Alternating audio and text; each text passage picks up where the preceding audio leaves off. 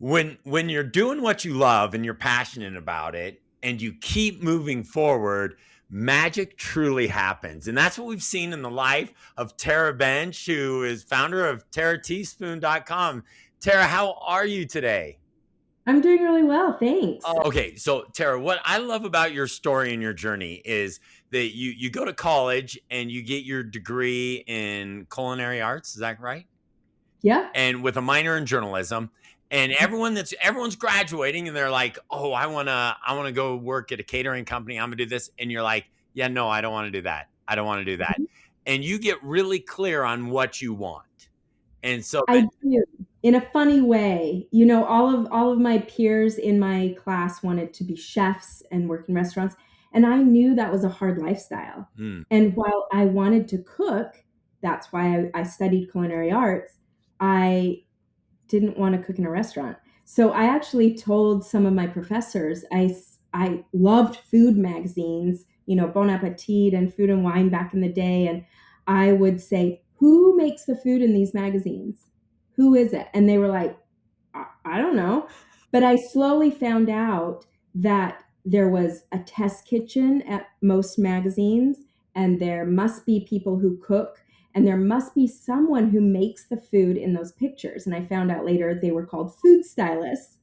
And so that was the journey is yes, I wanted to cook. No, I didn't want to do what everybody else was doing. And I didn't really know how to do what I didn't know what I wanted to do. Anyway, yeah. that's awesome though. I love that because so many people, Tara, so many people just go through life giving whatever life gives them, right? And so they'd be like, "Well, you got your degree in culinary arts. You should probably just go do this." But you're like, "No, I don't want to do that. I want to do this." And then you went and figured it out because you got clear on what you wanted.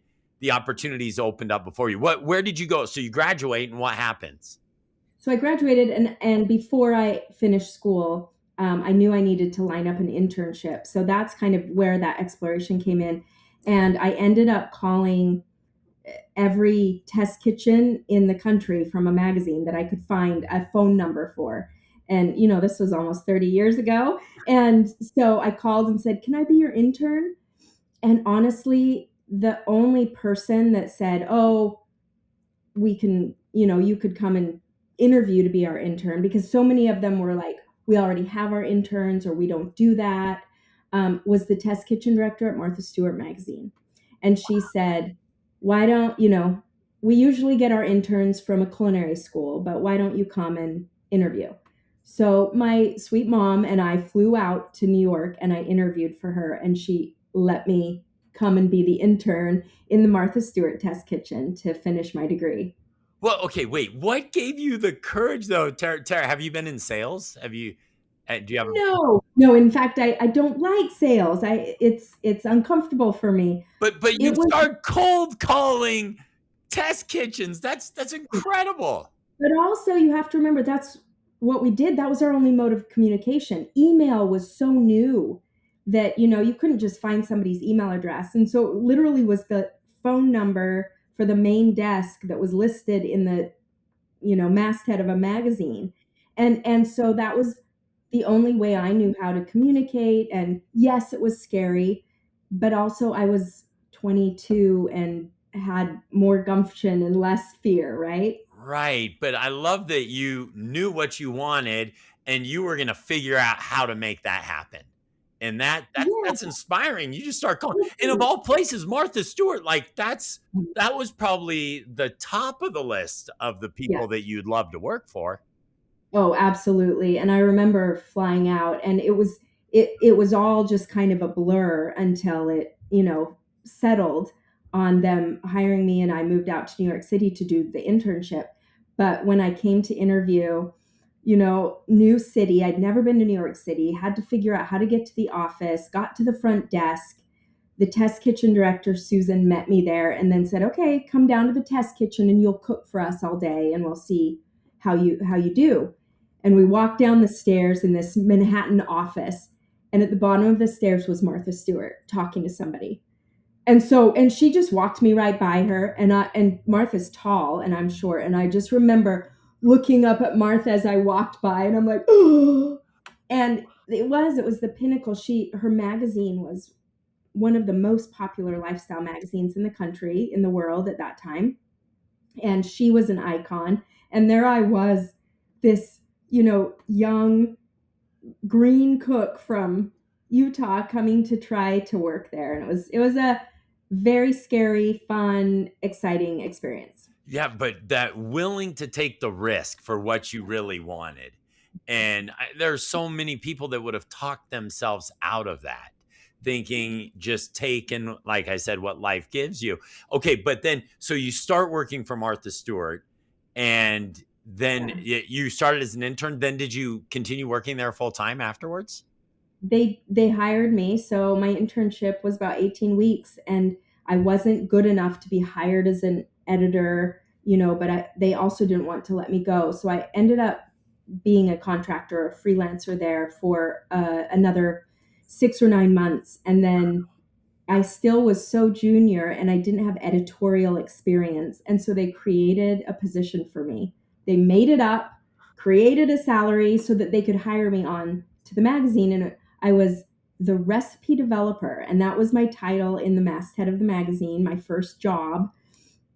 And so, as a recipe developer, I did much of what I did as a freelancer and helped the other editors with their recipes, and would go on photo shoots. And I slowly started to learn food styling and how to make food look beautiful for photographs. And all of the editors at Martha Stewart did their own food styling. So we created the recipes and then we would go on the photo shoots and do the food styling, and then it would show up in the magazine. And so that's where I learned all of those skills. And over the years, I would get promoted. So I became a food editor and then senior food editor. And then I had the opportunity to work on the weddings, the Martha Stewart weddings magazines, and do different things there. And then she started a kids magazine, and I was able to do food for the kids magazine. So I learned a lot of different skills. I learned the branding and the techniques for creating recipes for all different types of people and audiences. And so that experience, it was hard. It was hard to work there. It was very political. Mm.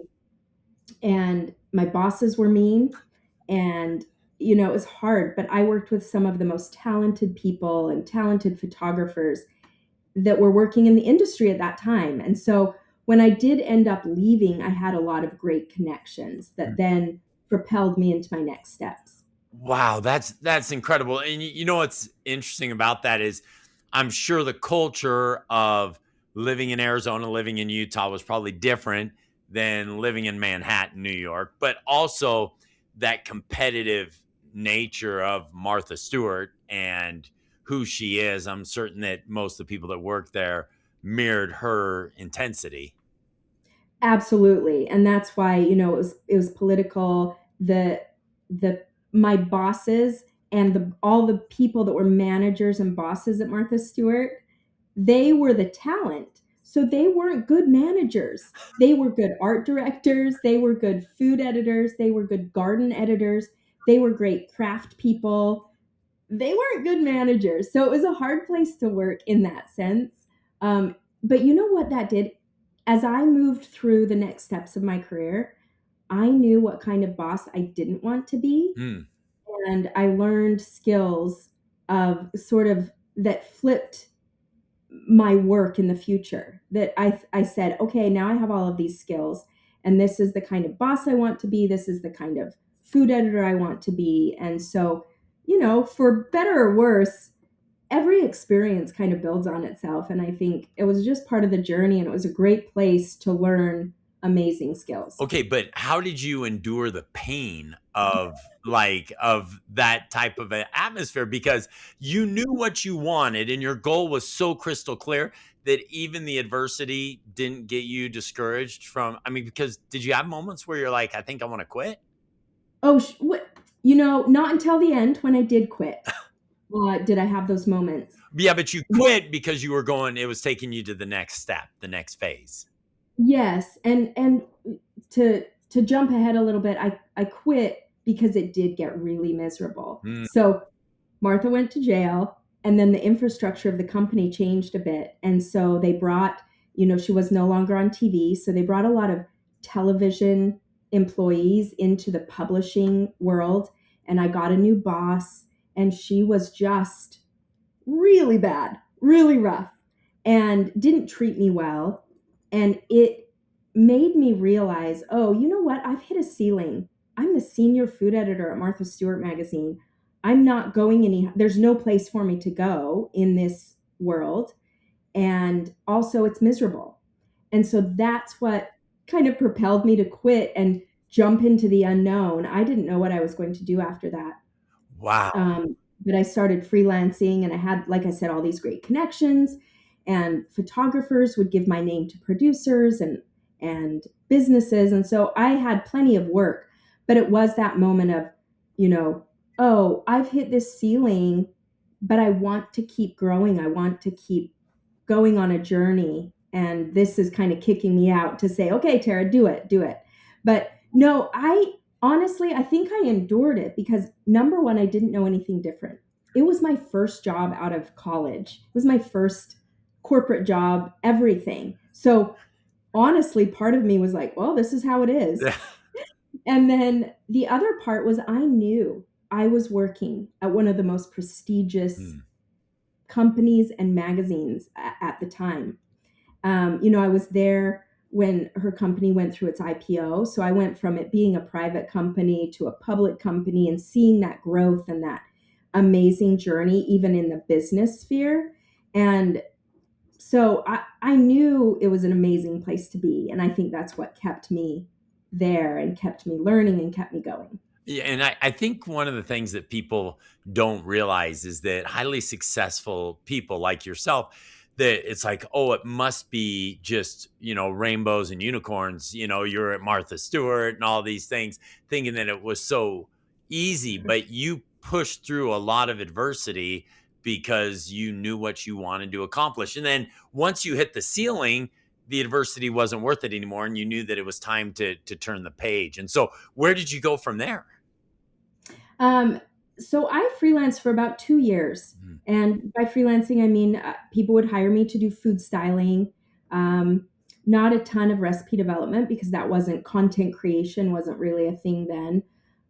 But I was primarily a food stylist and kept quite busy, um, working on various photo shoots and with different companies and things.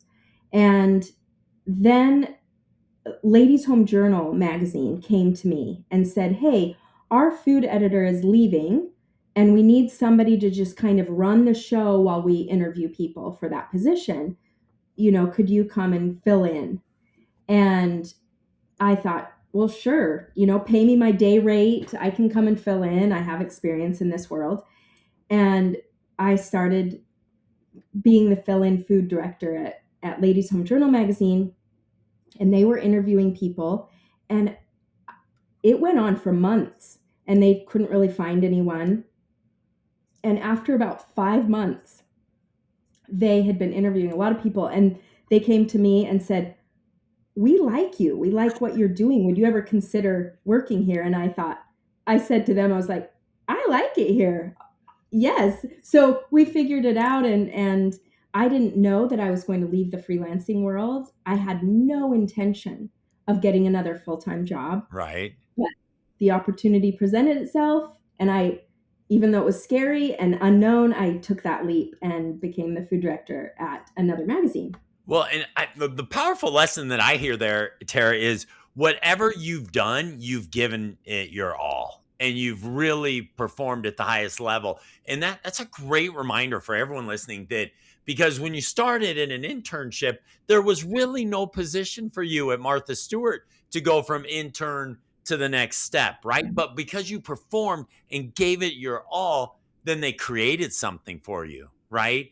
Then Yeah. Ladies Home Journal, the same thing. They bring you in and you're like, okay, this is temporary, but I'm gonna give it my all. Mm-hmm. And when you knew what you wanted, you were like, I'm gonna go do this 100%. I'm not gonna leave anything back. Because a lot of people would have sat back at that temporary position and said, this is a temp position. I'll do this for a month or whatever. And how long did you end up being there? I was at Ladies Home Journal for 7 years. Whoa. Yes, and then I would have stayed. I loved it, but it closed. The magazine closed because, after all of these years, there's so many magazines that were closing and the industry was changing. But the fun thing about being at Ladies Home Journal was, number one, it was 130 years old. It had this amazing legacy in publishing, and it was one of they called them the seven sisters of lifestyle magazines for women, and it was like Good Housekeeping, Women's Day, Ladies Home Journal, Better Homes and Gardens. And all of those had sort of come about at the turn of the century or early in the 1900s. And slowly they started to close, and the publishing companies weren't supporting them anymore because the audiences were dwindling and people were going online. Right. And Ladies Home Journal was a victim of that. Wow. And I get it. The name alone is kind of old fashioned, Right. but I love that. I'm sentimental. I love history anyway. And so to be able to work at this magazine was such an amazing legacy of teaching women how to cook and people how to, run their homes and learn about, life and psychology and celebrity. And there was just everything in this magazine. But what was fun is I was part of sort of one of the recreations that magazine went through. So every 10 or 15 years they would need to sort of revamp and become a little bit more modern and change their persona and their brand. And I went through one of the biggest branding changes that magazine had ever had. And it was so fun because I got to be the one who was changing the food and bringing modern food and cooking and thought technique into that magazine. So that was really fun. Tara, that's incredible. So you've had all these opportunities to actually have to pivot a little bit to make sure that you're still successful. There were so many times in your life, Tara, as you're just recounting these stories, where you could have had a victim mentality where like, oh, I can't believe this isn't working out. I can't believe this work is. So what has propelled you to cause you to be like, okay, this is going away, but I'm going over here. Okay, this is going away, but I'm going over here. To continue to be successful in an industry that when you started was thriving and now And is then gone. almost rock bottom. Yeah, almost gone. Really. There's very few magazines out there left. But it's funny. You asked me that. What keeps propelling me? And I think it's several things. It's uh we had a quote on our home office wall when I was growing up. And my dad had, put this quote up, and it was, if you always do what you've always done, you'll always be what you've always been. Mm. And I mean, it's the only quote I remember, right? And it just made such an impression on me. But also, that was the way my dad and mom felt about life. They were very adventurous themselves. We had lived overseas when I was young just because my dad had this opportunity and took the adventure.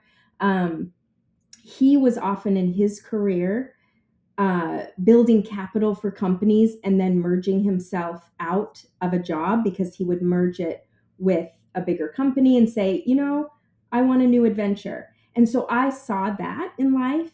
And then just my experiences, each one of those experiences showed me that it's a journey Mm. and things build on a journey. And so even that desire for a destination becomes the journey. And so I have that sense of adventure and the sense of like, okay, risk maybe isn't terrible. Risk can take you to good places. And if I hadn't had that background or seen that in my own mom and dad and their lives and things, I don't know that I could have kept going. And I still have that with failures in business Mm. or setbacks. I'm like, there's always another step. There's always that next journey that you can take. And it might be hard, but you just kind of start pedaling slowly on that flywheel and it will get you going. I love that. That's incredible that you have. I mean, and you're doing it in New York, right? You know, Yeah. the great philosopher Frank Sinatra, right? He said, if you can do it there, you can do it yeah, you can do it absolutely anywhere. And so Yeah. And my family has tried to tell me, oh, move to Utah and be close to us. Or now they live in Arkansas. Move to Arkansas. You can do your work anywhere. I like New York. That is crazy. I love that. And I love that you just continue to go like, okay, I can do this. I can do this. And you have this belief system within yourself that you can really do hard things. And a lot of people don't realize that successful people like you, because you are so successful, Tara. And when they look at you, they think, oh, must be nice, must be nice. But you even said there just a moment ago that, man, I've had my setbacks, I've had my failures, I've had my challenges, but yet I'm going to keep pedaling. I'm going to keep moving forward. Yeah, it's I always laugh because failures in the kitchen have been as prominent as my failures in business because I cook for a living, right? I create Right? recipes. There's always failures in the kitchen. That you have to say, "Oh, that recipe didn't work. Let me look at that again and tweak something and try it again and see if it works." And you know, you can't give up. I have given up on a few recipes. I will be honest. I will be honest. But there was this in one of my cookbooks. I wanted to make the perfect lemon pound cake. And I wanted it to be like all your dreams of a lemon pound cake, the best one you've ever had, that slice with a little sour icing and just soft. So I set out to make that pound cake for my cookbook. And 16 versions later, I was like, okay, it's ready to go in the cookbook. So that was one of the recipes I've made the most times, but I knew I could get it.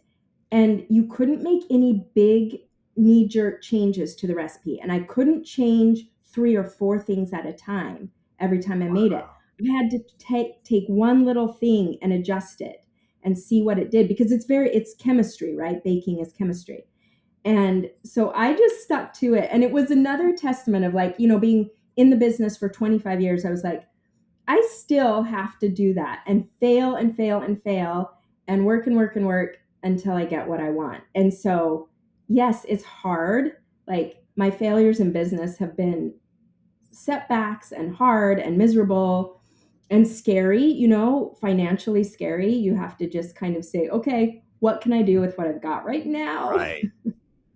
Wow. And now, I mean, you've published 2 cookbooks, and I love that story of the 16 recipes.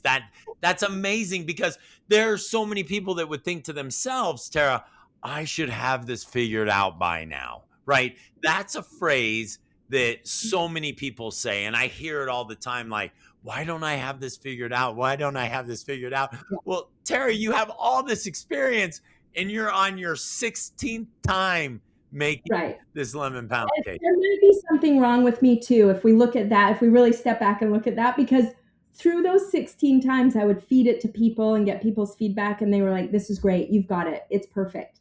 And I was like, no, it's not. I just want it slightly different. I just want this different. So that might be a bad thing about me, but Well, I think your persistence and your drive in getting really clear on what you wanted. You knew what you wanted. You knew you yeah, wanted this certain pound cake to come out a certain way. I mean, that's everything that you shared is just a reminder to me of the power of clarity and knowing what you want.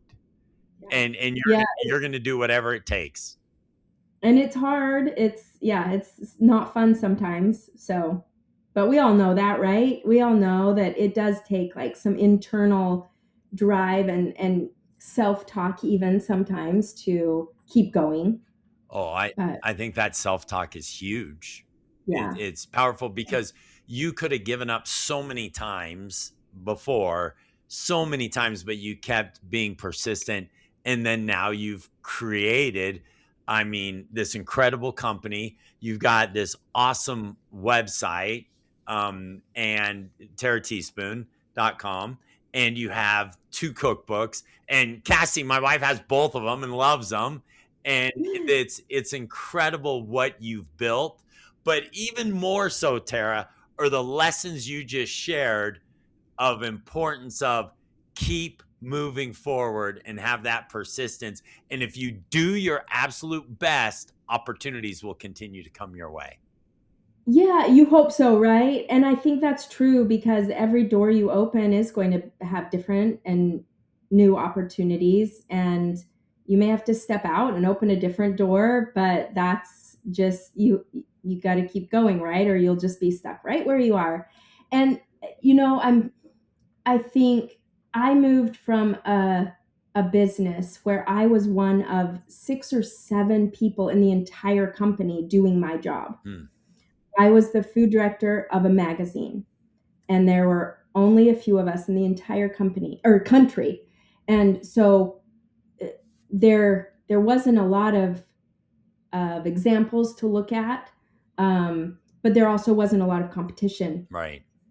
And I realized the other day that I moved into a career as a food blogger where I can't even tell you how much competition there is or how many food bloggers there are to compete with or to also learn from or get insight from. But it's a very different world that I've put myself in, and I'm still learning. I feel like becoming a blogger and a website owner and a business owner, I basically had to go back to school while I was working. And by back to school, I mean I had to learn on the job how to build a website, what SEO was, how to do digital marketing, what keywording was, all of this stuff while I was cooking and creating recipes and also learning how to be a photographer myself Wow. and all of these things.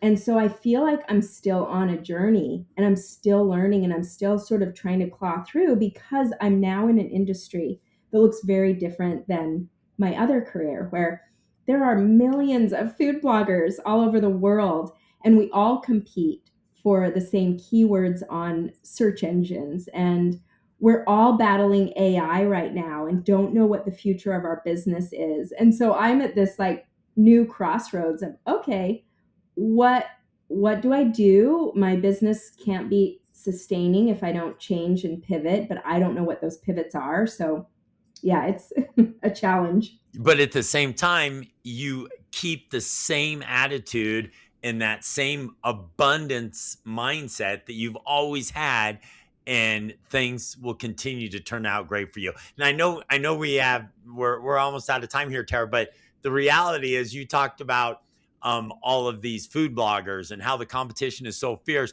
yet you have a business where you bring food bloggers to New York to help them be more successful. That is the perfect example of that abundance mindset where you're like, look, I'm going to help as many people as I can. I'm going to show up the way you show up and not be fearful of, all these food bloggers. But if I can make enough people successful, then I'll have success too. Well, and that's one of the beauties of working in a business where there are a lot of us. Hmm. You do get people who relate to you. When we get together as food bloggers, there are good ones that you can trust, and we're transparent with each other, and we do bolster each other up. And there's not very many businesses out there that can really do that. But if you find that mastermind group or that support group, we're the only ones that really understand what we do and all the hats Right. that we wear to run our businesses. And it's a good thing as well as a hard thing with all the competition. Well, your attitude, your mindset, and what drives you is a phenomenal lesson for everybody, and your success is there to show for it. So, Well, thanks. Tara, Thanks. thank you for taking the time. It was great being with you. Absolutely loved what you shared. Thank you. It was so nice to talk to you. And you are just the best cheerleader. So I'll talk to you anytime. All right, well, take care. Bye now.